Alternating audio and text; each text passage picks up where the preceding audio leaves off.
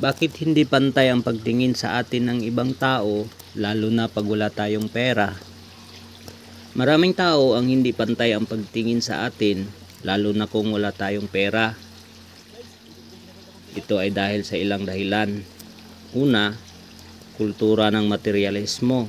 Sa paligid natin, mas binibigyang halaga ang panlabas na anyo o kung ano mang meron tayo kaysa sa kung ano talaga ang pagkatao natin. Pangalawa, takot o insecurity. May mga tao na mas komportable sa mga may pera dahil para sa kanila ito ay simbolo ng sigurado o proteksyon. Pangatlo, status at kompetisyon.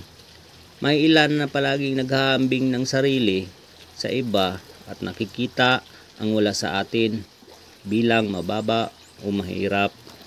Pang-apat, kakulangan sa malasakit o empathy. Hindi lahat kayang tingnan ang tao base sa kabutihan o pagkatao. Kadalasan, nakikita lang ang material na bagay.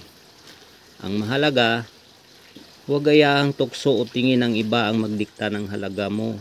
Ang tunay na yaman ay nasa kabutihan, malasakit at kakayahan mong tumulong, hindi lang sa pera.